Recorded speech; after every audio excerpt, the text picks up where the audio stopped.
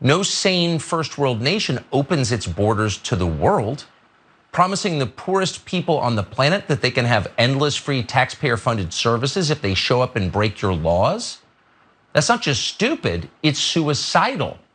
For generations, middle-class Americans have had access to the best healthcare in the world, but not anymore. That's over for good. Our system cannot handle this many destitute newcomers, period. Imagine what hospitals are going to look like a year from now. How about schools? What Joe Biden is doing now will change this country forever. So again, why is he doing it? That is, God, what's his name again? I don't know. It's like doughy and like clanny. It'll come to me. Anyway, that was that guy talking last night on his show, How Am I Not a Nazi? About the border crisis and what's going on right now with the Haitian migrants, saying what will happen to our schools if migrants are allowed in? What will happen to our hospitals? Caroline, what is happening to our hospitals right now in the middle of COVID, thanks to an entire party that has fomented misinformation and disinformation about COVID-19? They're being completely overrun. Yep. They are understaffed. They are totally, and that's just American citizens doing that work. Yeah, what's happening in schools? That's all us. Yeah, that's on us. Thoughts on that opener? I mean, you have to give him credit. Just the propaganda is so flawless sometimes with him. Again, can't remember his name, but I particularly love how he says the middle class people have had access to the best healthcare in the world. It's just like, okay, what about the people who aren't middle class? Like he knows, like. There is an element of knowing, what middle class that is rapidly dwindling, and then also, like, is he being funny? Everyone in the world laughs at our healthcare system and how inaccessible and expensive it is, and this is all pre-COVID. I mean, one of the reasons that the left has been galvanized, one of the leading reasons, is because healthcare in this country is exorbitant if you aren't a millionaire. So him just like sliding over the issue that millions upon millions of Americans don't get access to this best healthcare, I think is just hilarious. And then I also love the endless free taxpayer funded services. Trying to rack my brain, what could those be? The living in Los Angeles, our public transit is far from robust. Our schools across the nation, our public schools are, being constantly underfunded. Maybe he means the police, because that's kind of the only taxpayer funded service I can think of that is really going above and beyond what they're needed for in society. Right. Who's unduly targeting themselves. I mean, once again, this is one of the myths that he spouts in this monologue, and we'll get to the second one because he's going places. Oh, don't worry, he's going places with this. But yes, undocumented migrants somehow cashing in on the system, getting everything for free. Things like Social Security. What? Undocumented migrants, by definition, are unable to access the services that they do pay taxes on, right? That they actually pay for. They are docked that pay oftentimes and are unable to cash in on those services. And what happens, in states like California, their undocumented migrants under Gavin Newsom have been able to access things like healthcare, right? And Medicaid, which I believe is important, because what happens when undocumented migrants are unable to access healthcare? They inevitably go to emergency rooms. Necessary, like many people who don't have healthcare will go to emergency rooms. And who pays for that? That is taxpayers. In fact, studies have been done that show it is cheaper to offer universal healthcare to both documented and undocumented people living inside of the United States than it is to allow folks to either die live in, be sick, spread things like a virus, or go to the emergency room. But look, he is not about having an honest conversation about what it is and how it is that migrants live in this country and undocumented people live in this country.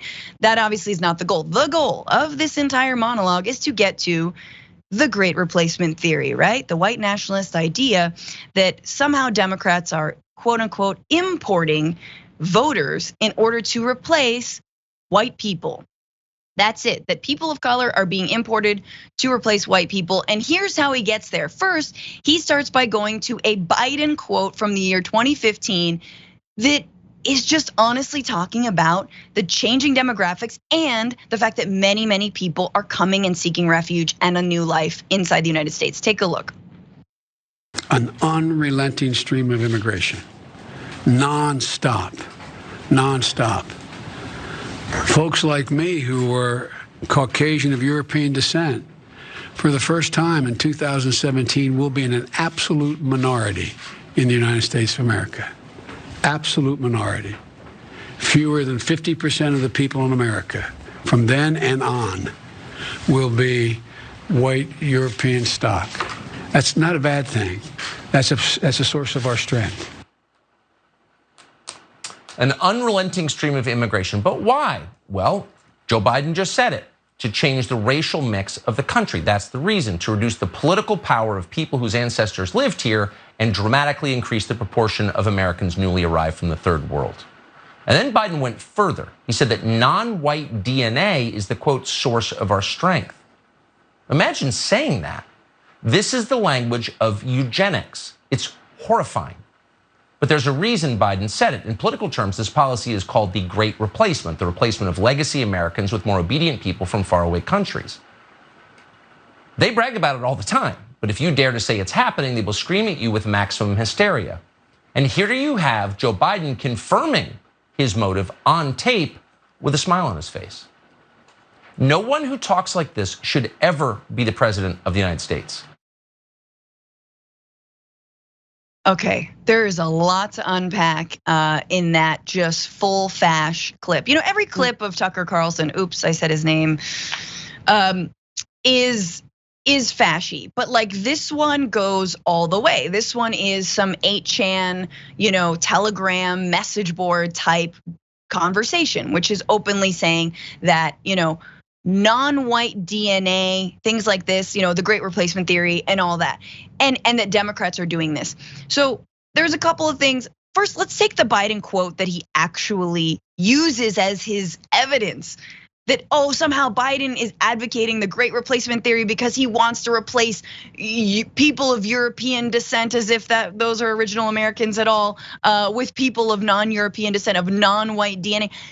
I don't know about you, Caroline, but that quote from Biden did not sound, it is not that at all. If anything, it sounded a little bit like we're getting replaced, Europeans are getting replaced. And I guess there's nothing wrong with that. It almost sounds like he's agreeing with Tucker Carlson in that quote, not disagreeing with him. That's exactly what I thought. At first I was like, where is this going? And then, yeah, in my opinion, Biden takes a little too long getting to the fact that this is a good thing. Like, because for that majority of that first statement, you're kind of just like, okay, you're using the word white European stock, which is a little like just a little odd. But he's totally, the news reporter who shall not be named is totally just using any clip that he can find Biden sort of referring to this great replacement theory and just like smashing it together with absolutely no real conclusive or engaging like thought process behind it. Like the Great Replacement Theory is not a political theory; it's a conspiracy theory. I mean, and the only thing that people really need to know is that the Biden administration is on track to expel more people than Trump. The number of immigrants in detention under Biden has increased 70%. So as always, the numbers and the facts just aren't on the right wing side. And it's just frustrating that we have to subject ourselves to the conversation about this ridiculous conspiracy theory when the conversation needs to be about our own party and how we can actually hold them accountable for the things they've promised us, and not waste any time with these ridiculous theories about how the Democrats are trying to replace people. It's like, no, actually a lot of Democrats in power are just as conservative as Republicans on the issue of immigration, and that's what we need to be focusing on. Yes. No, exactly. I mean, if anything, he's drawing my attention to that Biden quote, which is, yeah, white European stock. And then it's sort of like, it reminds me of the Seinfeld episode that does not age well, where they talk about someone being gay or like thinking that they're gay, and they're like, not that there's anything wrong with that, and it's like, yeah, that might have been funny for the 90s, but now you're like, don't say that there's anything wrong with that laugh line, right? Because it sounds like what Biden does, like, there's a lot of immigrants of color coming into the States, not that there's anything wrong with that, but you're sort of saying that there is something wrong with that.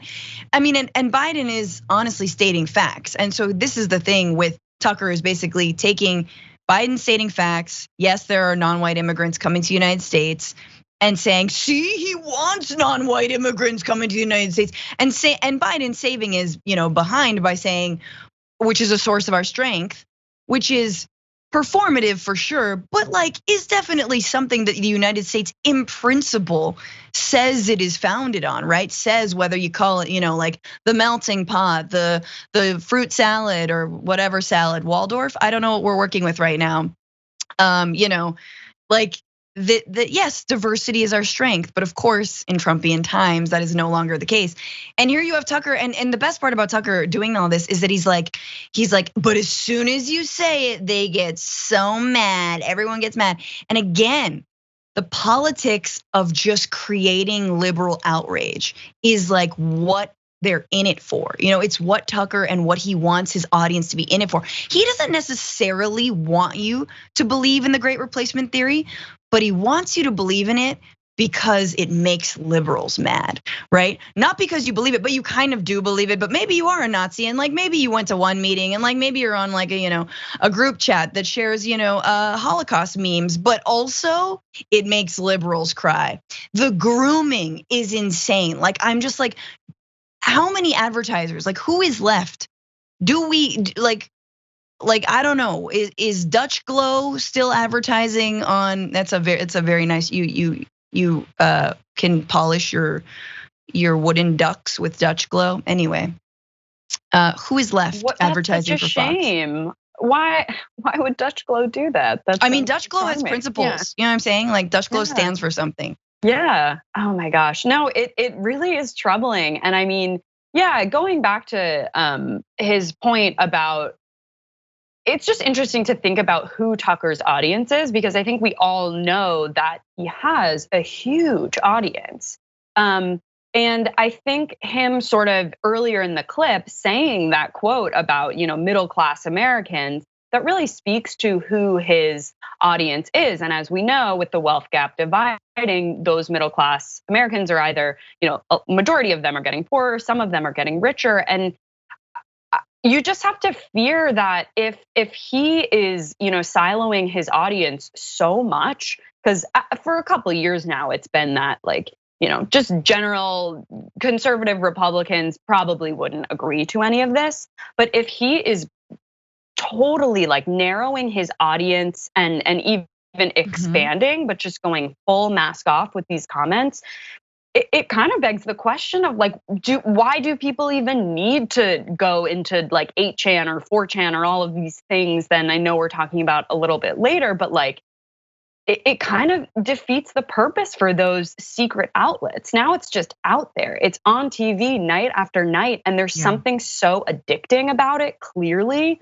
And yeah, I guess it just goes to show that there's something really addicting about lies and conspiracy theories and someone sort of feeding into your worst instincts, which I think is the worst part about him and his show, is he takes, a kernel of what someone might be worried about and gives it legitimacy and gives it, a theoretical political theory name and says, again, yeah, I'm not saying anything, but here's the information, and it's like it just, the right wing just operates on targeting people's worst instincts, and like we said before, you really have to operate on the assumption that people are good and human beings deserve respect, and that's just not what they're doing, because it's easier. It's easier to do that. That 100%. Yeah, nasty approach.